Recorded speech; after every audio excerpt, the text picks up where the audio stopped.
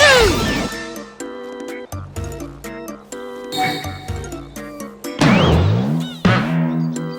Alright, this isn't working.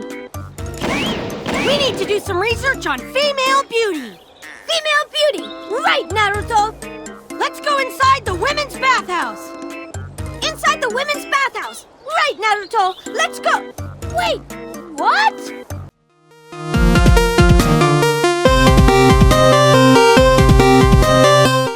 Ninjas, who doesn't love them? Let's just be honest, they're up there in terms of coolness right next to dinosaurs, robots, and robot dinosaurs? Got it! I'm really excited for that game, but because that game isn't out yet, I have to resort to playing other games, like Naruto for instance. You know, the anime that was on Toonami for some time. I think I remember something about a public restroom. That show was weird.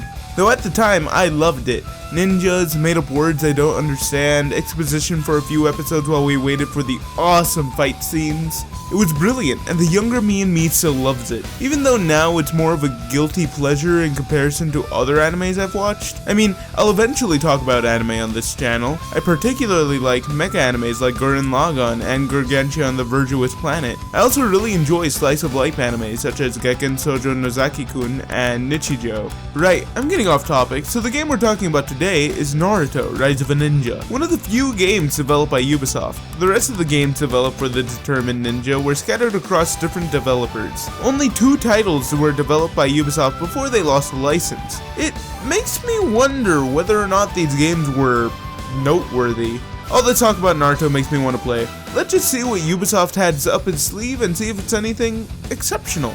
The game starts us off as our favorite blonde-haired porcupine, and you've just failed school. I forgot that Naruto was the most incompetent ninja on that show. Honestly, looking back on it, I think he just failed to strategically think things out. No wonder he failed the Ninja Academy. The game actually followed 2 separate story arcs from the anime and manga. The Land of Waves and Chunin exams are both explored in this game. Those are the 2 biggest arcs they have, and I would take the time to explain it, but I don't necessarily feel like I have much to talk about in those regards. I don't feel like anything ever really gets resolved, or there's a certain goal you're trying to meet. Through it all, you're just following the events that happened in the anime up until the end of the Chunin exams. I don't feel like this works towards the game's favor, though there definitely is some charm to seeing portions of the narrative be told through cutscenes from the anime. It's definitely one of those things that are bound to put a slight smile on your face, if only a slight one.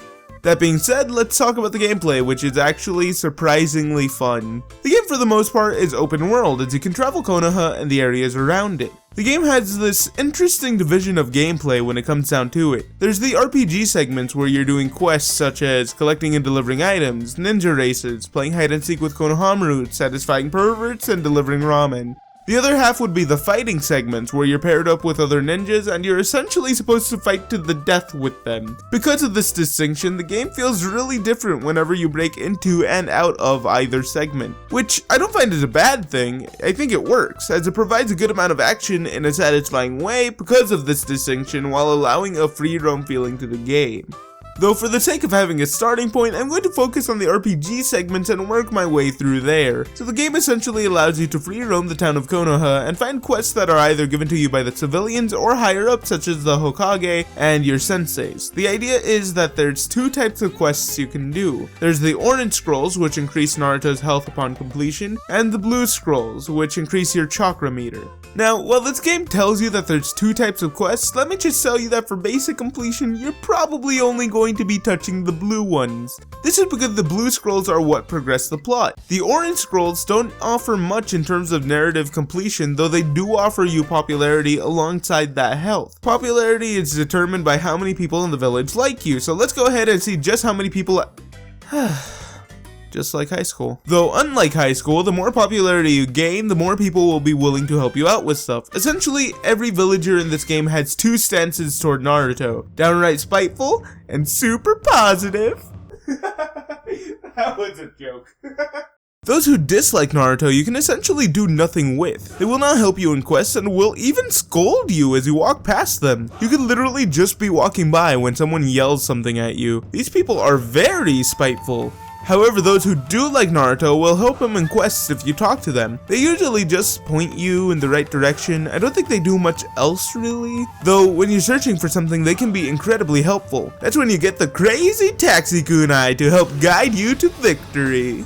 The people who dislike Naruto can be swayed into liking you. This can be accomplished in a matter of ways. First, there's the normal story completion, in which every mission you go out on will give you a certain amount of villagers that will like you. The next is by doing tasks for the villagers, such as collecting herbs or giving them money.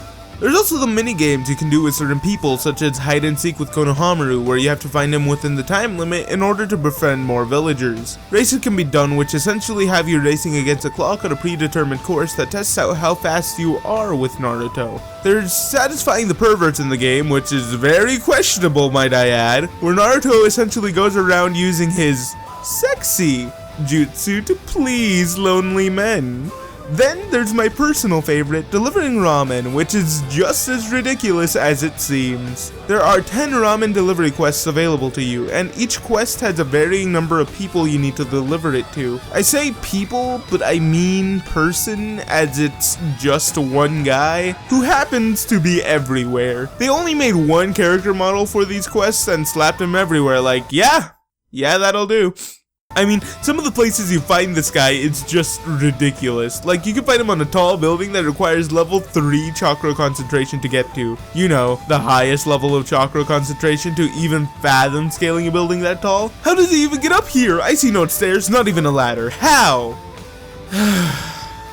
Besides the point, if you notice on the popularity screen, certain angry faces will have little marks around them. This indicates that you can unlock something by making X amount of villagers happy. It's for that very same reason that I think this is a tease. What is that? I don't know, but I want to find out how many people do I have to satisfy to get there? Right, cool, only 250 people, no big deal. I'll get there eventually, I swear. Alright, so I suppose it's finally time to talk about the jutsus and what you can do with them.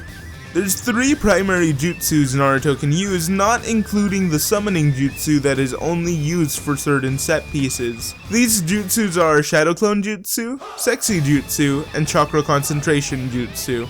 Each of these jutsus have uses both outside and inside of battle. Shadow Clone Jutsu can be used as either an attack or a means of breaking through obstacles in your path. Sexy Jutsu can be used to satisfy perverts or to confuse your opponents in battle. Chakra Concentration can be used to scale buildings and traverse water outside of battle. And while within battle, it gives your character an attack boost to do more damage.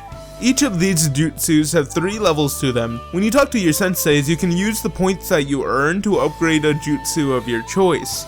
Getting these upgrades will allow you to use a stronger form of that jutsu, which will either make it do more damage, have a longer duration, or simply to help complete some of the side quests. Keep in mind that in battle, all of your abilities require chakra. Outside of battle, this isn't really an issue since they rejuvenate your chakra really quickly. However, within battle, it gets a bit worse. If you're trying to use one of your abilities and say you get hit by a kunai or simply a melee attack, you're going to have wasted your chakra and will have to wait for it to rejuvenate before trying again. I like how it's something you have to strategically wait for an opportunity to use rather than simply mashing in a button combination at any time. It's really nifty. Okay, now that we're talking about the battle system, I need to put in like a huge disclaimer. I am not avid in the fighting game genre. This is coming from a completely casual perspective. Alright, cool, so let's talk about the combat. Like I said before, the game actually segregates the combat and free roam segments from each other, so when you get into a battle, you'll know. This is because the game puts you in a sort of arena where you're expected to fight. Oftentimes you'll see that the game does this in an interesting way. See, now the game handles the transition in a weird way. You can be free roaming the world when suddenly a ninja of sorts comes out and challenges you to a battle. In which case the game needs to take a loading screen before the actual fight starts. This is fine, and it works for how the game wants to interchange between 2 forms of gameplay you'll be doing. The actual battles itself, however, require you to be good with not only Naruto's moveset, but performing his jutsus at opportune moments. Though I will say that starting off the game, Naruto feels very sluggish. It's not until you start learning combos from your senseis that you really start to feel faster and more powerful than you used to be. Now I will say something right now, there are boss battles in this game and they're infinitely more annoying than anything else you'll ever have to fight. It's not because they're hard, it's more or less the fact that you have to fight each boss about 2 times. This is purely to prolong game time, and it makes what should be an epic boss battle feel monotonous. There's not even anything different about their fight patterns the second time around. Unless they are trying to bring in a new mechanic, the second portion of the fight is literally the same thing every single time.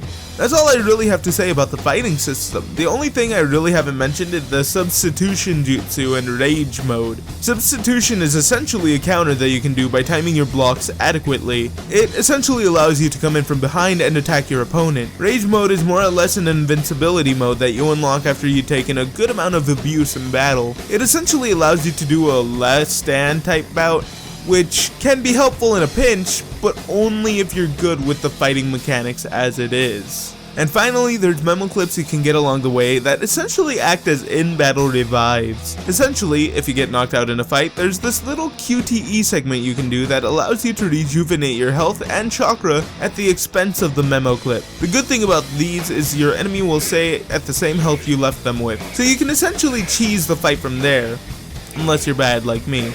That is essentially all there is to the game. The game is definitely something and I really do enjoy it. There's a very good mix of quests and fighting that I enjoy. The game has its charm and I'm fairly sure fans of the show would appreciate this game quite a bit. I especially love exploring the open world of Konoha and discovering secrets. There's even local multiplayer that you can use to battle friends, with a decent roster of characters to select from. This game is a ton of fun and I enjoyed playing through it again. While this game did have a lot of issues, I feel like it's aged fairly well. I would say that this game is definitely worth picking up if you're a fan of the dim-witted ninja.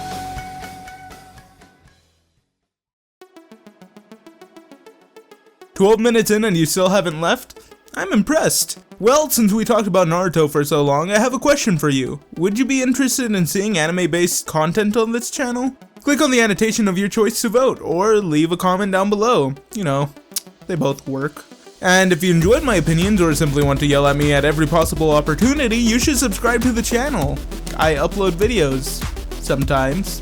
And if stalking me on YouTube just isn't enough for you, I recommend following me on Twitter. I tweet about current projects and stuff.